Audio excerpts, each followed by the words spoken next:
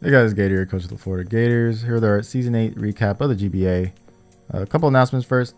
If you look in the description, there will be a link to my Discord that I just made. There is nobody in here yet because I have not made it public or anything. I mean, it should be public, but I haven't invited people besides, the gang. So, link in the description. Want to talk about Pokemon? Pokemon. Talk about anime. Talk about, what is this? Infinity Ward. I haven't watched it yet. Whatever the fuck you want to talk about. You want to come here and tell me about your life problems, about how your waifu's been betraying you for some Chad or whatever you get, whatever you problem. Hey, come up in here, you can talk about it. Come up in here, you can talk about it. Now, if you do come in here, I would appreciate it if you drop your respective Ohios. Unless you want to be a boosted bonobo monkey like Moet and drop the poggers. I don't know what the fuck that's all about. But yeah. Also, for Season 9 of the GBA, link is in the description for the Discord. It's in the description. Season 9 of the GBA, I am not 100% committed on joining it. Chimpak already mentioned that he's going to leave, and Chimpak was the main reason I joined. So if he leaves, I'm probably going to leave too. I'm not sure yet, undecided. But if I do leave, there are a couple other leagues that I have already joined, so it won't be normal. Like, there's still going to be draft league content on the channel. I don't know if I'm allowed to say the other leagues yet, but yeah. So, just letting you know, I'm undecided about Season 9. But this is a Season 8 recap. Let's talk about Season 8. So, where should we start? I was satisfied with the season. I think it was better than last season, Season 7. It kind of went the same as far as like how the season went. I think both seasons we started off on a really high. Like Season 7, we crushed Envy, and I think it was the most convincing game of that week. And Season 8, we crushed Crimson Seabad, and I think it was the most convincing game of the week.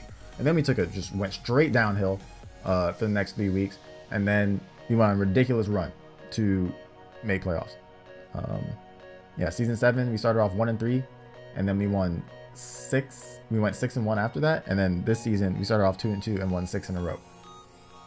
So, yeah. I feel like both seasons went. And like, where the power rankings at? Because they were not afraid to put me down and keep me down until I started going on a ridiculous winning streak. Like, even in post draft, they think my draft is garbage. I don't even think my draft's bad. But like, they basically said, okay, Cybertron, your draft shitty is Rain, and then Gator, you're next, and your draft's poop as well. So I don't know about all that. And then even after week 1, I 6-0'd Crimson and I got ranked here. I feel like all the people that consider themselves like competitive Pokemon players, when they look at someone like me, who is probably most notable for my more meme shitty fucking videos, like, yeah, this guy is not an actual competitive. He can't actually battle. He's probably garbage. So we're just gonna, I think everyone might, a lot of people, if they don't know me, might have that image of me, or they think I'm just a meme lord scrub noob and I don't actually battle and I don't have hands, sort of thing. This is whatever. I mean, I can understand that. I think that's why they had me so low and weren't afraid to keep me low until I started winning stuff for both of the seasons. I feel like, 'cause I think last season they didn't like my draft either. I don't know, like, what? I don't think there's just, I don't think there's like a S+ draft where you give it to someone no matter who it is and they just do well. I think each person has their own way or own understanding of the game, and they pick their Pokemon based on their perspective of Pokemon. And it's not some guaranteed way of how to play Pokemon either, especially a game that has so much psychological warfare involved. You can't just pick these 11 Mons and say, okay, I have the best team no matter what anyone else picks, blah, blah, blah. And you can just go in there and win every game, like brain dead without thinking. It's not, there's no preset outcome because you don't know what your opponent is thinking. And there's so many variables that come into Pokemon that you just can't, I don't understand how people can just be like, this draft's deemed just automatically garbage. We're not even gonna, like, I have a feeling like in the hands of other players, this draft would not be as good, but it's me using it, and I was happy with my draft. All right, I was happy with it. That's all that matters at the end of the day. I was fucking happy with it. All right, go ahead, put me at the bottom. Put me at the bottom. Go ahead. Don't want to spend too long, so let's actually talk about it real quick. MVPs, Mamo, Mega Altaria. Mega Altaria, I was the last person to pick my Mega last fucking round. This saved it. This actually saved it. Because it was a Mon that didn't need help, and it could just steal games, and it could support the team, or it could do whatever the fuck it wanted. It literally could do whatever the hell it wanted to do. Just well-rounded stats. Always had that threat of just clicking Dragon Dance one time, which is not hard to do when you're so goddamn bulky. And it still hits hard as fuck just because it's pixelate. What is annoying is that whenever I use frustration, I had to do the stupid thingy.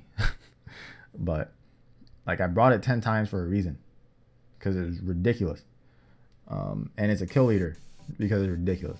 Like I was very surprised at how well this Mon worked out for this team. Other MVP Mamoswine is Mamoswine is the, what we gotta say. A lot of the times I brought it, or when it really shined, it was when it was actually a more bulkier one, because it doesn't need attack investment to hit hard. It actually just doesn't. It already hits hard. Again, I think against Pokemon in the quarterfinals, the Spadef Mammo, it stole the game pretty much. I know I brought like AV Mammo.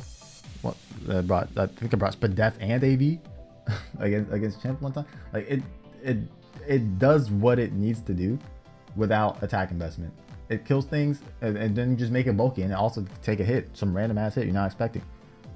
I also brought, like, of course, Adamant Life, or I think brought Scarf. There's just so many options. The item on it and the way you can just invest makes this Mon ridiculous. MVP status. Mamoswine and Altari both MVP status. He ran as a first round pick, not living up to his name.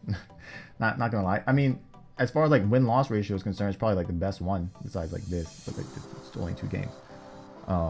So whenever it had like even a decent matchup, I ended up bringing it, and it always won me a game or did something very useful, especially in week 1 against Crimson Seabad, where like 6-0'd his whole entire team.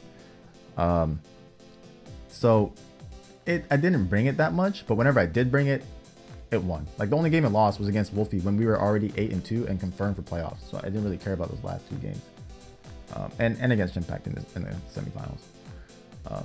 So would I do it again? I'm not sure, but it was like a guaranteed win when I brought it, pretty much. So can't really complain about that. Bustle and Flygon as Zmons, they did what they're supposed to do. Like they both got their 7 kills. What total? Yeah, 7 kills respectively. They did their jobs. Like when you see Zmons on these 2, you know they're gonna do something offensive. You're just gonna click their busted freaking moves, and they got their kills when they needed to. Can't really complain. Nothing crazy with them. Now Crobat, I was actually really it didn't work out the way I wanted to. The Crobat, dude, it did. Like on paper, I thought this one would be crazy because it's so fast. It's ridiculously fast, right? It has ridiculous utility, and its bulk, you might say is average, but the fact that it 4 times was just fighting bug, grass, it makes its bulk actually insane when it's switching into one of those. And I thought on paper this would be a very, very good supportive Mon for this team, but actually it's not. It's actually not, because like with a lot of hard hitters, Crobat, like when I'm thinking like Super Fang, Taunt, stuff like that, it's not the type of Crobat you want to use with a bunch of wall breakers, because that type of more utility style Crobats benefit Pokemon that are also fast and just don't hit as hard. And I didn't really, Crobat was that Pokemon, so it's kind of awkward when I was bringing it a lot of the time. I don't know, just I thought the combination of Klefki plus Crobat typing wise and utility wise would be really nice, but Crobat didn't do that much utility wise for the team. Klefki on the other hand, I brought it 11 goddamn times. Now this Mon was 1,000,000% needed on this team, 1,000,000%, because when you have my team, which is so many hard hitters and they're not that fast, but they have respectable bulk to an extent, what things like this can lose to is like stuff like what Crimson had week 1, like Infernape or Thundurus, things that hit still relatively hard, not as hard as my hard hitters, but they're just fast. They're just faster than my team. And Klefki just like stops this. Because you saw a lot of times when I was bringing Klefki, it had a screen on it for a particular threat I was worried about, or I had Thunder Wave, or you know, just of course spikes, because spikes are spikes. But like the fact that I could click Thunder Wave or a screen, so I just don't lose to certain things, was crazy. I think this is needed, especially for my team, and just like in draft in general, like Mons like Klefki, because when you're in a draft league, a lot of times people try and, I wouldn't say cheese you, but they have stuff that can, they think that they can like sweep you with, like they got the little devious little plan or whatever. It's like Klefki's like, no, you can't do whatever the fuck you want to do because I have a Klefki in the back. Like you're not just gonna sweep me with some bullshit. Like I don't think I got swept like once. Like I did in like I think week 12 against Aster, but that's because I didn't, like Barbarical got an extra kill because I didn't check if it learned Aerial Ace or not, so it killed my Buzzwole for free. But if I went in Klefki and click Reflect, like it doesn't just sweep my team, or Thunder Wave or whatever the fuck. So that was it didn't. Yeah, you get the point. Clefty was like the glue on this team. It was needed 1,000,000%. That's why I brought it so many times. Because I had all these damn Pokemon that wanted to come in and hit hard as hell and do some damage. Keys is like, all right, it enables it. It enables it because it stops. I can't just lose, and it makes my mon so much more bulkier because a lot of times I'm bringing screens, and my mons already had like respectable bulk. Like Heatran, Mamo, Buzzwole, they have respectable bulk, especially when you're investing bulk in the Mammoth line. Besides that, the free agency things were really good for me because Azu was great against Cybertron. What the fuck are these bikes? Azu is great against Cybertron and Monotui in particular, and even Chimpact. So picking up Azu instead of Superior was really nice when I picked it up, because like Cybertron, like Sap Super Azu, like his rain threats, just what is Ludicolo and the King just supposed to do, and then Monotui, his 3 main offensive threats was Zardex, Weavile, and Keldeo. I probably picked up the best thing to switch into all 3 of those. Like when I already had Mega Altaria and Keys and Buzzwole for whichever threat, like my matchup against him was ridiculous when I picked up Azumarill. So I think Azumarill was a really good pickup. Lavani was another good pickup because the threat of webs with my team in particular, no. Like they had to really make sure that their team didn't get 6-0 by just clicking sticky web and going in the Mamoswine or Buzzwole or Tran or whatever the case, Altaria. And then Miltank, it was just nice to just throw Stealth Rock on a Pokemon that wasn't Heatran or Mamoswine. It was nice. And it's just a mon that could sit there and just scout out stuff, quick Milk Drain, quick Second Toss, Thunder Wave, whatever you fucking need to quick, just sit there. So I think my team definitely got better afterwards. I don't know if I already mentioned all this, because I think I talked about in the beginning how they were trashing my team.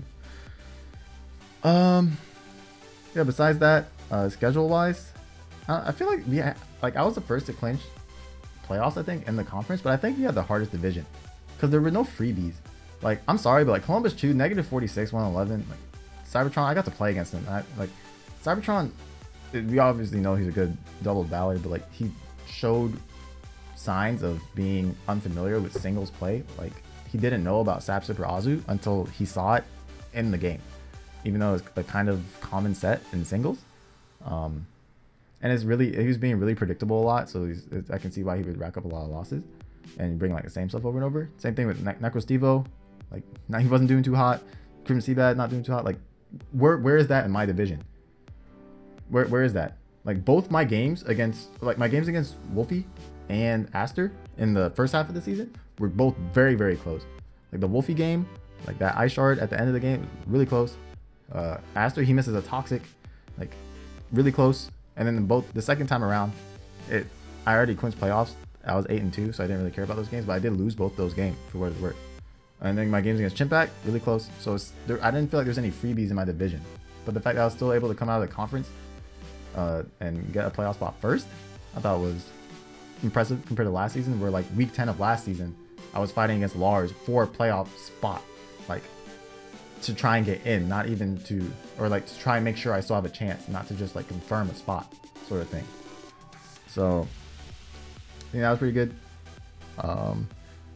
That I was able to still make it as far as I did, even though I think our division was the hardest. I think all these players had a solid shot at making playoffs, pretty much. Yeah, that's a recap. The games in the playoffs, like Chimpact 1, I know is probably upsetting for a lot, but it is what it is. School is more important than Pokemon. The game against Pokemon, I'm so happy that I got my revenge, because week 4 was disgusting. That Calm Mamo was nasty, and then it had to be the Mamo. Like Pokemon thinks Mamoswine's like his thing. No. That's mine. That's my baby. That is my baby. It ain't your mascot or whatever the fuck you think it is. Like he had Paloswine. you mad I took your Mamoswine, dude? It's mine. It's mine. It's my Mamo. So that was satisfying to get revenge, but we don't win. I'm for it. I'm not too upset about it. So it is what it is. I was happy with this season. I was happy with it overall. But yeah, I don't want to keep the recap too long. We're about like 15 minutes. I think it's a good amount of time.